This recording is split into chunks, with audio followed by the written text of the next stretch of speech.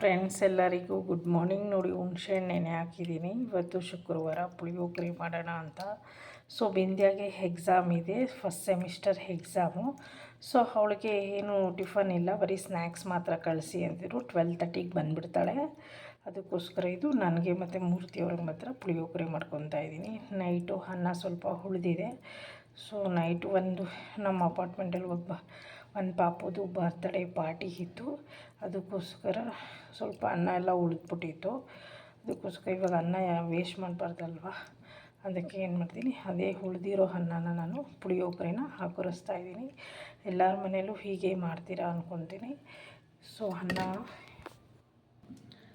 ನೋಡಿ, ಈ ಥರ ಹುಣಸೆಹಣ್ಣ ನಾನು ಕಿವುಚಿ ಇಟ್ಬಿಟ್ಟಿದ್ದೆ. ಸೊ ಅಂದರೆ ನೆನೆಸಿದ್ದೆ. ಈ ಥರ ಹುಣಸೆಹಣ್ಣು ಕಿವುಚೋವಾಗ ಕ್ಲೀನಾಗಿ ತುಂಬ ಸಾಫ್ಟ್ ಆಗುತ್ತೆ. ಅದು ಈಸಿಯಾಗಿ ನಾವು ಈ ಥರ ಅದನ್ನು ಕೈಯಲ್ಲಿ ಹೀಗೆ ಸ್ಮ್ಯಾಶ್ ಮಾಡಿದ್ರೆ ಕ್ಲೀನಾಗುತ್ತೆ. ನೋಡಿ, ಚೆನ್ನಾಗಿ ಕಿವುಚಿದ್ದೀನಿ. ಹುಣಸೆಹಣ್ಣು ರಸ ರೆಡಿ ಆಯಿತು.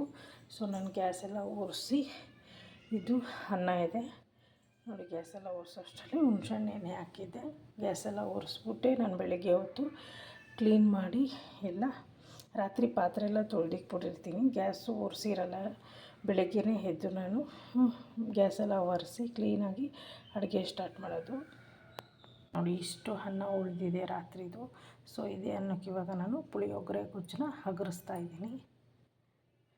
ದಯವಿಟ್ಟು ಯಾರೂ ಅನ್ನನ ವೇಸ್ಟ್ ಮಾಡೋಕ್ಕೆ ಹೋಗಬೇಡಿ.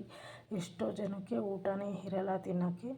ಅದಕ್ಕೋಸ್ಕರ ಎಷ್ಟು ಬೇಕೋ ಅಷ್ಟೇ ಮಾಡ್ಕೊಳ್ಳಿ. ಒಂದೊಂದು ಟೈಮ್ ಈ ಥರ ಮಿಕ್ಕೋಗ್ಬಿಡುತ್ತೆ. ಈ ಥರ ಏನಾದರೂ ಪಾರ್ಟೀಸ್ ಇದ್ದಾಗ ಅಥವಾ ಹೊರಗಡೆ ಹೋದಾಗ ತಿಂದುಬಿಟ್ಟಿದ್ದೀವಲ್ವ. ಸೊ ಅದಕ್ಕೋಸ್ಕರ ಅನ್ನ ಈ ಥರ ಉಳಿದಿದ್ರೆ ಅದನ್ನು ವೇಸ್ಟ್ ಮಾಡಬಾರ್ದು. ಈ ಥರ ಬೆಳಗ್ಗೆ ಒನ್ ಟೈಮ್ ತಿಂಡಿಗಾದರೂ ಆಗುತ್ತೆ.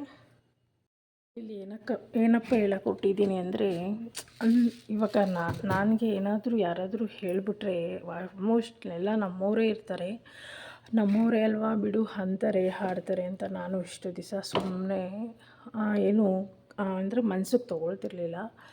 ಆದರೆ ಒಂದು ಮಾತು ಏನನ್ಸುತ್ತೆ, ನಾವು ತುಂಬ ಅಷ್ಟು ಅವರು ಮಾತಾಡೋವರೆಗೂ ಏನಕ್ಕೆ ತಡ್ಕೊಂಡಿದ್ವಿ, ಏನಕ್ಕೆ ಅವ್ರಿಗೂ ಅಷ್ಟು ನಾವು ಪೇಷನ್ಸ್ ಆಗಿರಬೇಕಾಗಿತ್ತಾ, ಅದು ನಮಗೆ ಬೇಕಿತ್ತಾ ಅನಿಸುತ್ತೆ.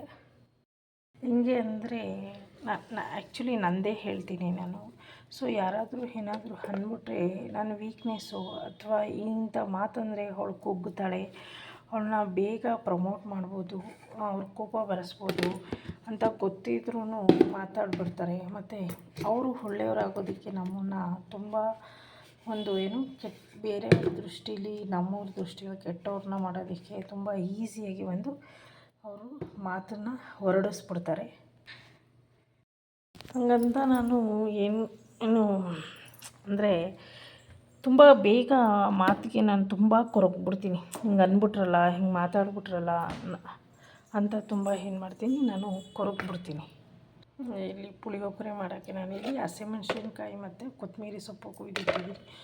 ಹಗರ್ಸೋಕ್ಕೆ ಉದ್ದಿನಬೇಳೆ ತೊಗೊಂಡಿದ್ದೀನಿ ಮತ್ತು ಕರಿಬೇವು, ಹುಣಸೆಹಣ್ಣು ರೆಡಿ ಇದೆ. ಹೀಗೆ ಏನಪ್ಪ ಅಂದರೆ ನೋಡಿ, ಪಾತ್ರೆ ಎಲ್ಲ ನಾನು ತೊಳೆದು ಇಲ್ಲಿ ಇಟ್ಬಿಡ್ತೀನಿ ನೈಟು. ಸೊ ಚಾಕು ಈಗ ತೊಳೆದು ಇಟ್ಬಿಡ್ತೀನಿ, ನೀರು ಸೋರ್ಕೊಳ್ಳುತ್ತೆ. ಇವತ್ತು ಸಾರು ಮಾಡೋಕ್ಕೆ ಹೆಸರು ಕಾಳು ಮತ್ತು ಕಾಯಿ ಎಲ್ಲ ನೆನೆಸಿಟ್ಟಿದ್ದೀನಿ. ಅದು ಗೊತ್ತು ನಮಗೆ ಕೆಲಸ ಆಗಲ್ಲ, ಅದ್ರ ಬಗ್ಗೆನೇ ಯೋಚನೆ ಮಾಡ್ಕೊಂಡಿದ್ರೆ, ಕೊರಕೊಂಡಿದ್ರೆ. ಇವಾಗ ಏನು ಗೊತ್ತಾ, ಮೂರ್ತಿಯವರು ಕೆಲ್ಸಕ್ಕೆ ಹೋಗ್ತಾರೆ, ಬಿಂದ್ಯಾ ಸ್ಕೂಲ್ಗೆ ಹೋಗ್ತಾಳೆ. ಸೊ ನಾನೇನಾದರೂ ಸ್ವಲ್ಪ ಡಲ್ಲಾಗಿ ಹಿಂಗೆ ಅಂದ್ಬಿಟ್ರಲ್ಲ, ಹಂಗೆ ಮಾತಾಡಿದ್ರಲ್ಲ, ಅದು ಆಗಿ ತುಂಬ ದಿವಸ ಆದರೂ ಒಂದು ನೆನಪಕ್ಕೆ ಆಗಿಬಿಟ್ರೆ ಅವತ್ತೊಂದು ದಿವಸ ಎಲ್ಲ ನನಗೆ ಮೂಡ್ ಆಫ್ ಆಗಿಬಿಡುತ್ತೆ. ಏನು ಮಾಡೋಕ್ಕೂ ತೋಚಲ್ಲ, ಮತ್ತು ಏನು ಮಾಡೋಕ್ಕೂ ಇಲ್ಲ. ಬರೀ ಮಲ್ಕೊಂಡಿರೋದು, ಸಪ್ಪಗಿರೋದು, ಊಟ ತಿಂಡಿ ಸರಿಯಾಗಿ ಮಾಡಲ್ಲ, ಮತ್ತು ನಿದ್ದೆನೂ ಸರಿಯಾಗಿ ಮಾಡಲ್ಲ. ಕೊರ್ಕೊಂಡು ಕಣ್ಣೀರು ಹಾಕ್ಕೊಂಡು ಇರ್ತಿದ್ದೆ ತುಂಬ. ಅಂದರೆ ನಾನು ಇವಾಗಲೂ ಕೂಡ ಒಂದೊಂದು ಸತಿ ನಾನು ಹಾಗೆ ಮಾಡಿಬಿಡ್ತೀನಿ. ಆದರೆ ಮೂರ್ತಿಯವ್ರು ನನಗೆ ಹೇಳಿದ್ದಾರೆ, ಇಷ್ಟೇ ಅಲ್ಲ ಲೈಫು, ಇನ್ನೂ ಇದೆ, ಇಷ್ಟಕ್ಕೆ ನಾವು ಹಿಂಗೆ ಯೋಚನೆ ಮಾಡ್ಕೊಂಡು ಕೂತ್ಕೊಳ್ಬಾರ್ದು ಅಂತ ಹೇಳ್ತಾರೆ. ನಂಗೆ ಅದೆಲ್ಲ ಅರ್ಥ ಆಗುತ್ತೆ. ಬಟ್ ಏನೋ ಗೊತ್ತಿಲ್ಲ, ನಿಜ ಅದರಿಂದ ಹೊರಗೆ ಬರೋಕ್ಕೆ ನಾನು ತುಂಬ ಟೈಮ್ ತೊಗೊತೀನಿ ಅನಿಸುತ್ತೆ. ಅಂದರೆ ಅಷ್ಟು ನನ್ನ ಮನಸ್ಸು ಅಷ್ಟು ಗಾಢವಾಗಿ ಆಳವಾಗಿ ಹೊರ್ಟೋಗ್ಬಿಟ್ಟಿರುತ್ತೆ ಅನಿಸುತ್ತೆ. ನೋಡಿ, ನಾನು ಇನ್ನೂ ಹಾಲು ಕಾಯಿಸಿಲ್ಲ ಇವತ್ತು. ಹಾಲು ಕಾಯಿಸ್ಬೇಕು. ಸೊ ಇವಾಗ ಮೂರ್ತಿಯವರು ಹಾಲು ತಂದರು. ಸೊ ಹಾಲು ಕಾಯಿಸ್ಕೊತೀನಿ ಹಾಗೇ.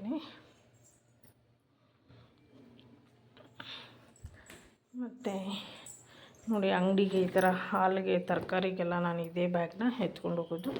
ಆಮೇಲೆ ವಾರಕ್ಕೆ ಒಂದು ಸತಿ ಈ ಬ್ಯಾಗ್ನ ನಾನು ವಾಶ್ ಮಾಡಿ ಇಟ್ಬಿಡ್ತೀನಿ.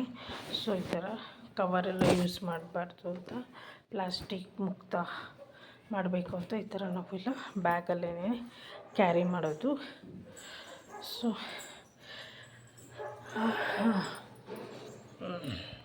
ಏನಾದರೂ ತಲೆಗೆ ಹಾಕೊಂಬಿಟ್ರೆ ಕೆಲಸನೂ ಆಗಲ್ಲ, ಮನೆ ಕೆಲಸನೂ ಆಗಲ್ಲ, ಸರಿಯಾಗಿ ಊಟ ತಿಂಡಿ ನಾಷ್ಟ ಸಮಯಕ್ಕಂತೂ ಆಗೋದೇ ಇಲ್ಲ. ನನಗೆ 1 ವೀಕು ಹಾಗೇ ಆಗಿತ್ತು ನಿಜ.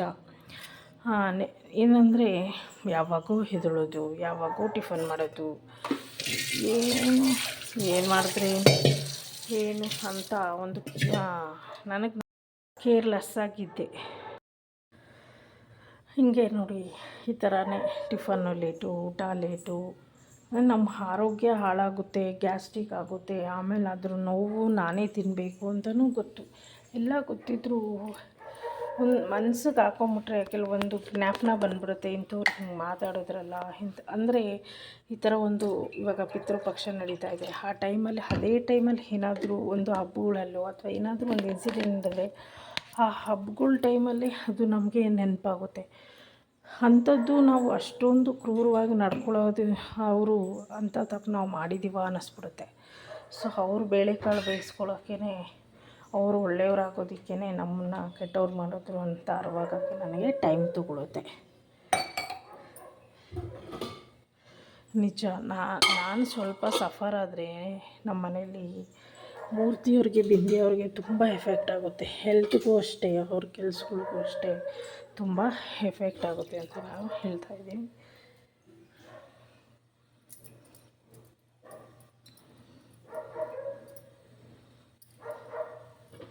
ಅದಕ್ಕೋಸ್ಕರ ಫ್ರೆಂಡ್ಸ್ ನೋಡಿ, ನಾನು ಈ ಥರ ಒಂದು ಬಾಕ್ಸ್ ತೊಗೊಂಡೆ.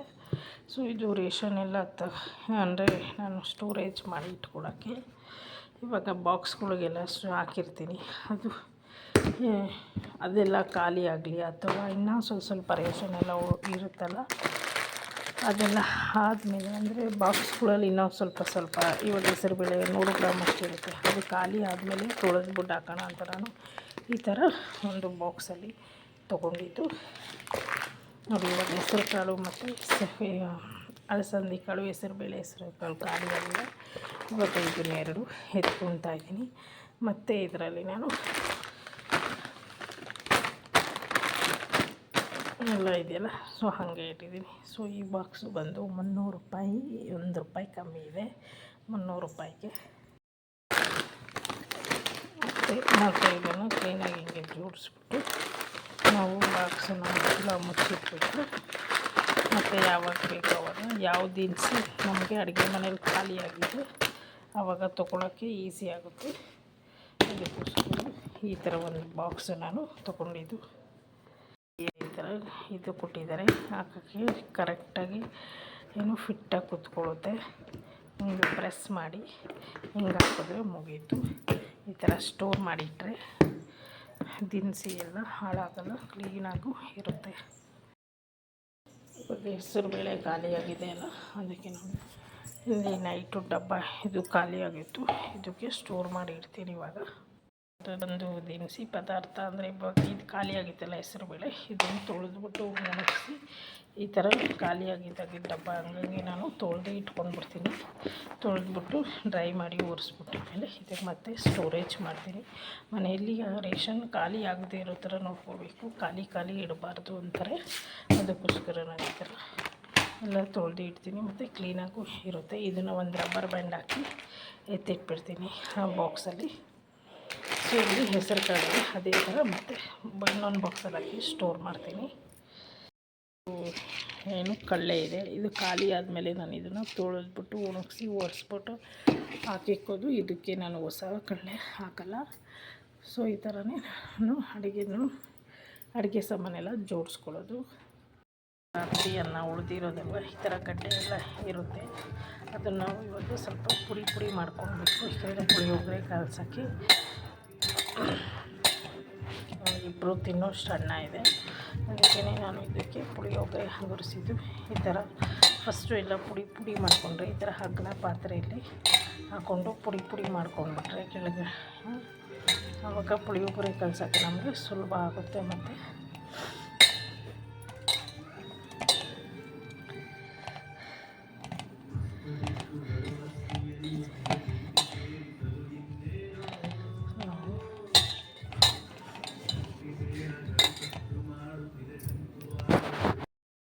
ನೋಡಿದ ತಕ್ಷಣ ಹೇಳ್ಬಿಡ್ತೀನಿ.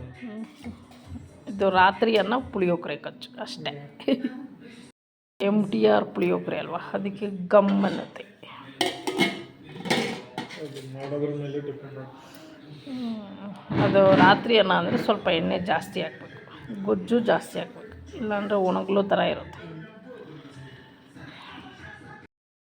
ಸೊ ಈ ವಿಡಿಯೋ ನಿಮಗೆ ಇಷ್ಟ ಆದರೆ ಲೈಕ್ ಮಾಡಿ, ಶೇರ್ ಮಾಡಿ ಫ್ರೆಂಡ್ಸ್. ಯಾರೂ ಕೂಡ ನನ್ನ ಥರ ಮತ್ತು ಯಾರೋ ಏನೋ ಅನ್ನಲ್ಲ. ಅಪರಿಚಿತರಂತೂ ನಮಗೇನು ಅನ್ನೋಕ್ಕಾಗಲ್ಲ. ಪರಿಚಿತರು, ನಮ್ಮ ಬಗ್ಗೆ ಎಲ್ಲ ತಿಳಿದಿರೋರು, ನಮ್ಮ ರಿಲೇಟಿವ್ಸೇ ನಮ್ಗೆ ಅನ್ನೋದು, ನಮ್ಮನ್ನು ಹಾಳೋದು. ಯಾಕಂದರೆ ಕೆಲವರು ರಿಲೇಟಿವ್ಸ್ ಇರ್ತಾರೆ, ಒಳ್ಳೆಯವರು ಹೇಳೋರು ಇರ್ತಾರೆ, ಕೆಟ್ಟದ್ದು ಹೇಳೋರು ಇರ್ತಾರೆ.